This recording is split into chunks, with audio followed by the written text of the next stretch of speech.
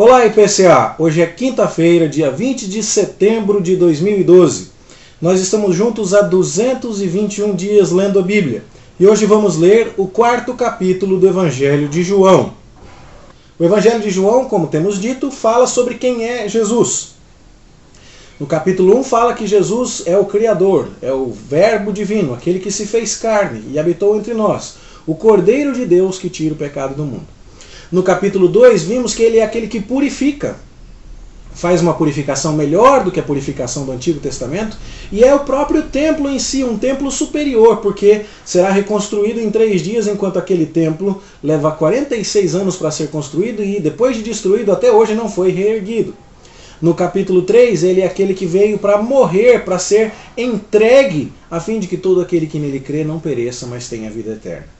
No capítulo 4 agora nós vamos ver uma identificação expressa de Jesus como o Messias. É um texto em que Jesus diz com toda clareza, é a única ocasião registrada antes do julgamento de Jesus na qual ele afirma ser, expressamente ele afirma ser o Messias. Jesus é o Messias esperado por Israel e João está contando isso para mim e para você. Mas ele conta isso, curiosamente, num encontro em que Jesus teve com uma mulher samaritana. E isso também lança, além de tratar um pouco de quem Jesus é, lança um pouco de luz a respeito de a quem Jesus se revelou. Nós vimos, Jesus é o Verbo, Jesus é o tabernáculo de Deus entre os homens, Jesus é o purificador, Jesus é aquele que veio para dar a sua vida, Jesus é o Messias. Mas a quem Jesus se revelou? Capítulo 1, a João Batista, aos seus discípulos, aos convidados do casamento, aos que estavam no templo em Jerusalém, a Nicodemos, aos que seguiam João Batista, e agora ele vai se revelar à samaritana, a não-judeus, a uma mulher. Ou seja, de fato o Senhor Jesus está dirigindo a mensagem às pessoas mais excluídas que poderiam haver do convívio social dos judeus. Os judeus tinham por entendimento que homem e mulher não deveriam conversar sozinhos, que isso era contra a boa moral, que isso era estranho no mínimo. E tinham uma inimizade histórica com os samaritanos. A tal ponto que para eles mentir para um samaritano não era errado, e cuspir no chão em sinal de desprezo quando cruzasse com algum samaritano era quase que um dever. E então você vê que ao se revelar como Messias a essa mulher, o Senhor Jesus está deixando muito claro que todo aquele que nele crer não vai perecer. E todo aquele é realmente de toda língua, todo povo, toda nação, porque é a esses que ele veio salvar. O texto diz no início que o Senhor Jesus estava na Judéia e que ele precisava ir para a Galileia, que ficaria em cima no nosso mapa. O meio do caminho é a província de Samaria, onde os inimigos samaritanos estavam. Normalmente um judeu iria fazer um caminho para o lado, atravessando o Rio Jordão, ia subir por fora do rio para depois voltar, só para não ter que passar por Samaria. No entanto, o Senhor Jesus atravessa aquela terra porque ele tinha um encontro com esta mulher agendado. É dito no verso 4 que era-lhe necessário atravessar a província de Samaria.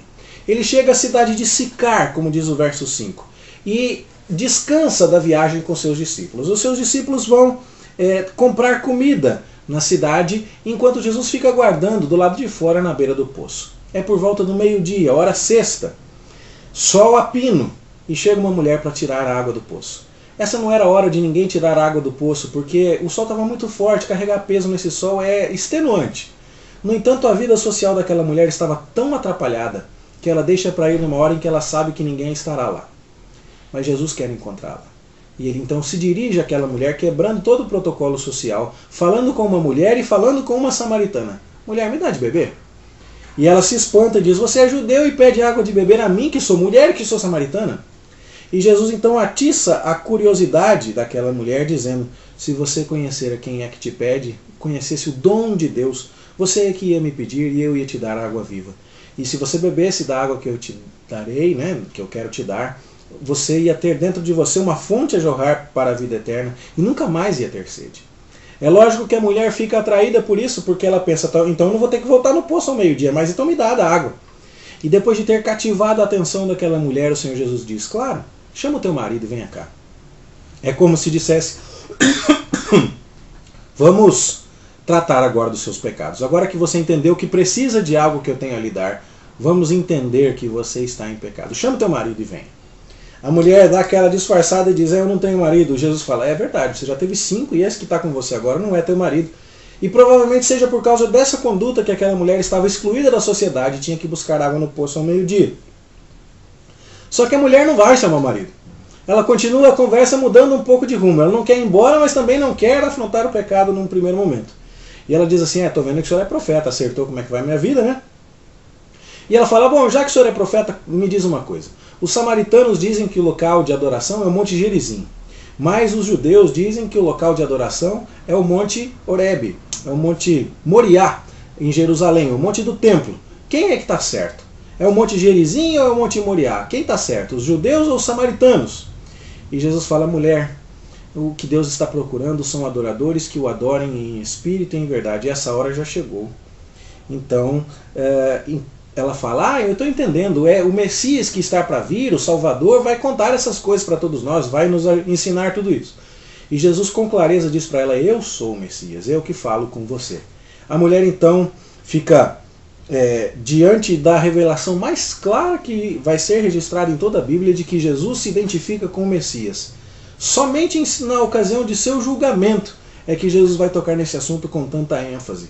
Mas aqui de fato é a declaração mais clara de Jesus nos evangelhos sobre a sua messianidade. Nesse ponto da conversa chegam os discípulos e ficam admirados de Jesus falar com uma mulher samaritana, mas ninguém toca no assunto. Ela deixa o cântaro que tinha levado para buscar água no lugar ali do poço e vai para a cidade correndo contar, eu encontrei o Messias. Ela crê e a busca da água agora se torna um problema completamente secundário. Ela quer contar que encontrou o Messias. Enquanto ela vai até a cidade, o Senhor Jesus está com os seus discípulos e aproveita para lhe dizer, agora vocês vão ter um trabalho de colher as almas. O campo está branco para a ceifa e é trabalho de vocês levar as boas novas do Evangelho. Vocês vão ser enviados para colher o que não semearam. Outras pessoas trabalharam e agora vocês entraram nesse serviço também. E por causa do testemunho da mulher samaritana, muitas pessoas daquela cidade creram. E chegaram até ela e disseram assim, olha, já nem é mais por causa do que você relatou, mas nós temos visto e temos crido que este é verdadeiramente o Salvador do mundo. Está aqui mais uma informação a respeito de quem Jesus é. Ele é o Messias, ele é o Salvador do mundo. Como isso foi revelado a uma simples mulher, pecadora, no 6º companheiro, sendo que nem era mais marido, e marido ela já tinha tido 5. E agora então é dito, Jesus é o Messias, Jesus é o Salvador do mundo, e ele salva a todos os que nele creem. Pode até ser mulher, pode até ser samaritana. Que coisa linda! O que vem em seguida é o Senhor Jesus voltando para no meio do caminho de Samaria, agora ele continuando a viagem para a Galileia. Ele estava na Judéia, ia passar por Samaria para chegar na Galileia. Então ele prossegue para a Galileia e no meio do caminho chega um oficial do rei que diz que está com um filho doente. E Jesus cura o filho desse oficial do rei sem mesmo tê-lo visto. Porque o oficial do rei creu. É dito isso com toda clareza aqui. Verso 50. Diz Jesus, vai que o teu filho vive. E o homem creu na palavra de Jesus e partiu. Esse milagre, aparentemente tão resumido aqui, tem uma importância chave. Lembra que todos os milagres são em conexão com alguma declaração sobre o Senhor Jesus? Pois é. Jesus fala de vida e a pessoa crê. Jesus fala, vai que o teu filho vive, o homem crê, e é exatamente naquela hora que o filho dele voltou a viver. Então, meus irmãos, no capítulo 5 que vamos estudar amanhã, Jesus está explicando a sua missão. E você vê que o Senhor Jesus vai falar muito de vida. Quem ouve a minha palavra e crê naquele que me enviou, não entra em juízo, tem a vida eterna, não entra em juízo, mas passou da morte para a vida. Se você perceber bem, o versículo também muito conhecido de João 5,24 está sendo antecipado por um sinal que o atesta. O oficial do rei creu e o seu filho teve vida. E Jesus está dizendo exatamente isso. Quem ouve a minha palavra, crê naquele que me enviou, tem a vida eterna, não entra em juízo, mas passou da morte para a vida. Mais um milagre, portanto, conectado a um discurso e uma declaração do Senhor Jesus a respeito da sua pessoa, da sua obra. Creio que com isso nós passamos, ainda que um pouco apressados, mas passamos por todo o conteúdo do capítulo 4 e amanhã então poderemos, com a graça de Deus, estudar o capítulo 5. Vamos orar?